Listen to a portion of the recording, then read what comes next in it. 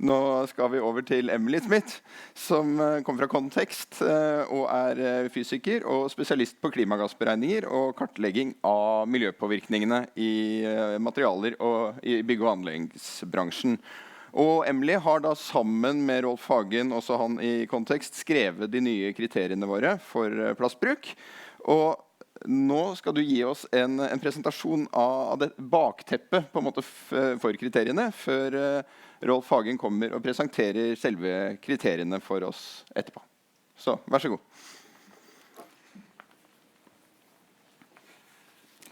Hei.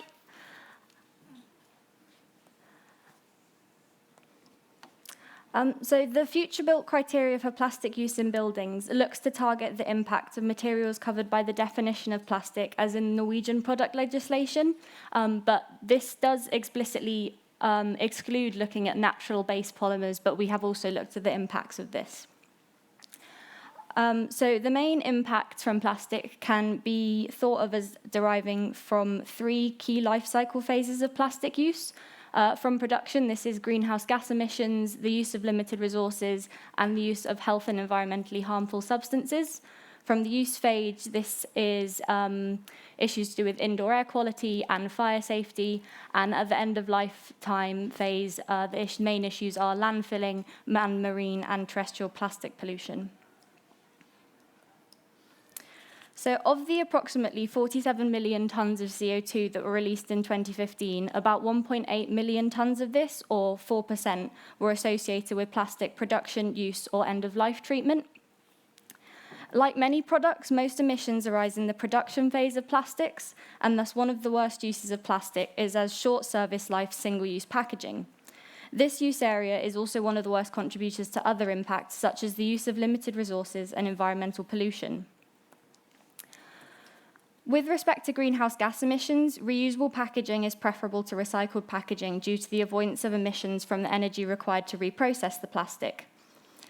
Depending on the raw materials required and the production energy demands, the use of alternative materials for packaging often performs worse than plastic packaging when only considering greenhouse gas emissions. Plastic products integrated in buildings tend to have a longer service life than the average plastic product, and this slightly reduces the severity of the emissions from their production. In some cases, plastic products even have lower greenhouse gas footprints than alternative materials, so when only considering the greenhouse gas emissions, they can be the best option in some scenarios. Similarly to packaging, reuse of plastic building products produces fewer emissions than recycling. And within recycling, mechanical recycling tends to produce fewer emissions than chemical recycling. So most plastics available today are made of hydrocarbons derived from crude oil, known supplies of which are expected to run out in 2050, although it could be said that the oil that's currently known about should really be left in the ground anyway. It's estimated that between 4 and 10% of the global oil industry is used in plastic production, split around 50-50 between being used as the raw material or to power the production process. When considering the raw materials used for packaging, plastic comes out worse than many other materials, especially plant-based ones such as paper and cardboard, provided they can be verified as being sustainably sourced. It can tentatively be concluded that when considering only raw material consumption, it's better to opt for alternative materials for packaging. When considering the raw materials of building products, plastic is among the worst, but it must be considered that some other building products also rely on the extraction of limited resources. In particular, metals such as copper, tin, and zinc have reserves which are expected to last under 100 years. A few plastics can also be produced without the need for fossil fuel extraction. For example, natural rubber is derived from the sap of the rubber tree. However, in this example, there have been suspected cases of workers' rights being abused, highlighting that in addition to the relative abundance of the raw materials used in a product, the ethics and transparency of the supply chain must also be considered.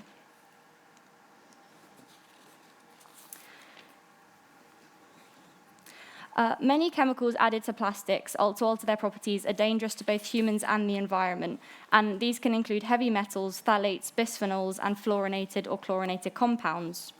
So while the end products may be classified as safe, the mere fact that some of these chemicals are produced in the production process is an argument against such widespread use of plastics. It should be noted that so-called specialty plastics, whose physical properties are carefully controlled in order to fulfill specific technical or functional criteria, tend to have more chemical additives than commodity plastics, which are mass-produced for a variety of functions. Within the context of buildings, products which will be incorporated in the building are more likely to be specialty plastics, while plastic packaging is on the whole made of commodity plastics.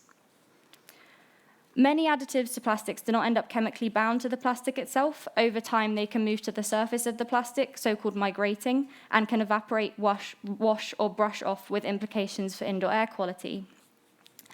A lot of research on the health and environmental effects of different additives is undertaken, and there are large-scale efforts to classify and remove the worst chemicals from production processes, notably the REACH EU directive.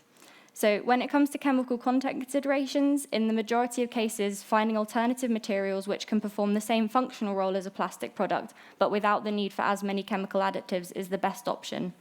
It's conceded that this is not always possible, but the decreased use of chemical additives should be encouraged regardless.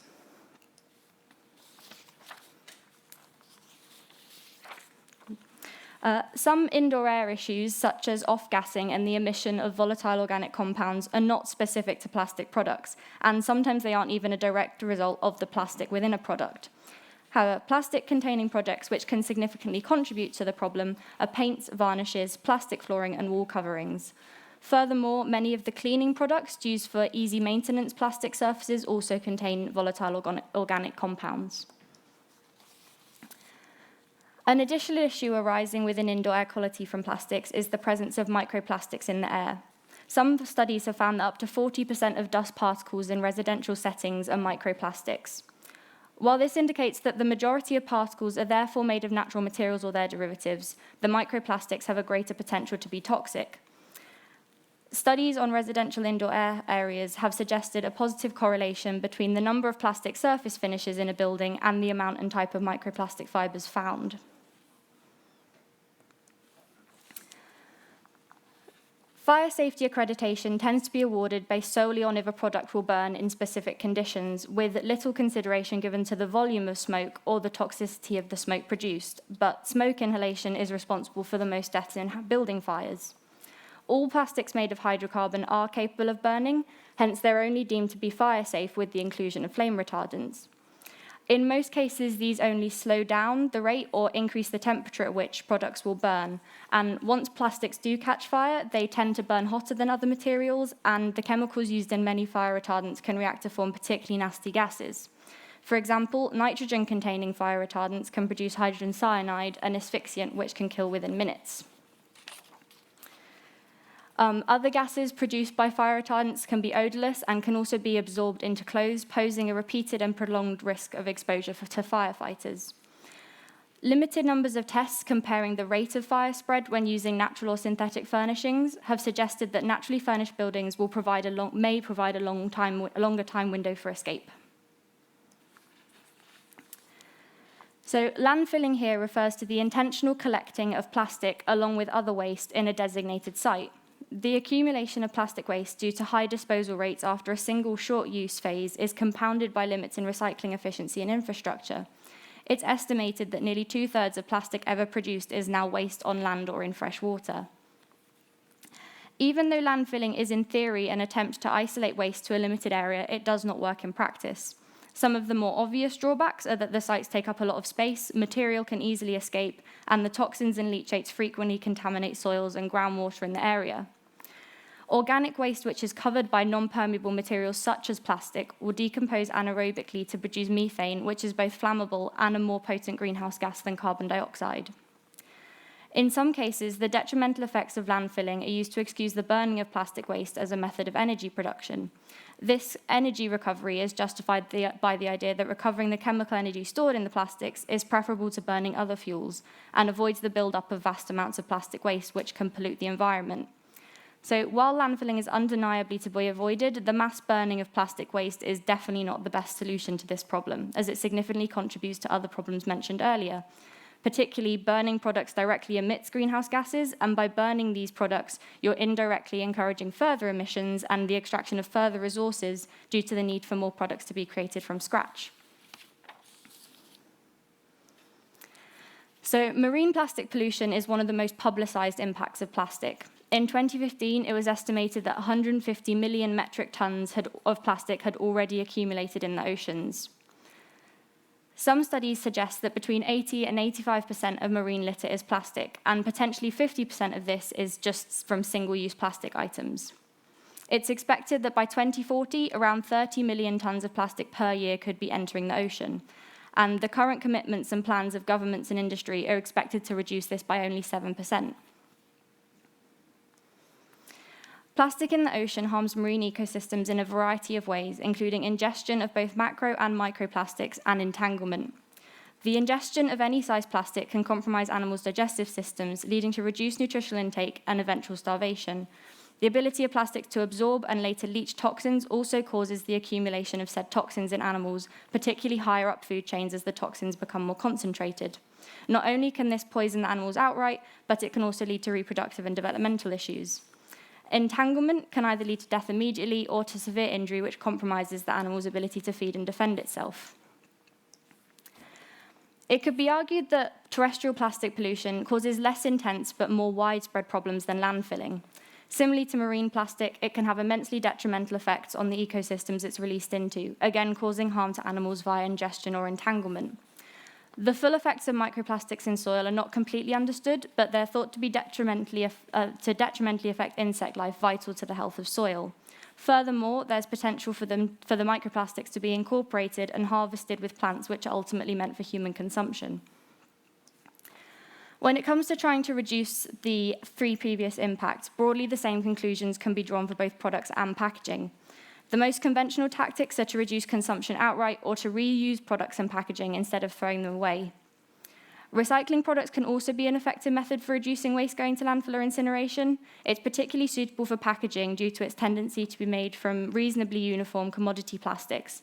However, it's sometimes not an option for the specialty plastics which building products tend to be made of, either because these plastics are thermosets, which are entirely unsuitable for mechanical recycling, or because they contain many additives which lead to variations in the quality of the recycled product.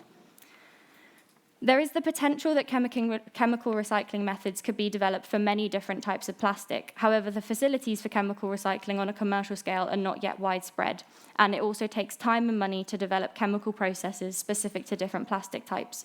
And some of these methods can also rely on the use of harmful chemicals. Biodegradable or compostable plastic products are in theory a suitable solution to landfilling and the environmental problem. There is, however, the risk of confusion over different types of degradability. For example, oxy-degradable materials break down into microplastics in the presence of oxygen and should therefore be entirely avoided. Careful attention must be paid to the labeling of products and the rigor of testing undertaken to determine which category of degradability a material falls into. It must also be well documented that any product claiming to be biodegradable or compostable will break down into compounds which naturally occur in any environment they may end up in. Thank you. Thank you.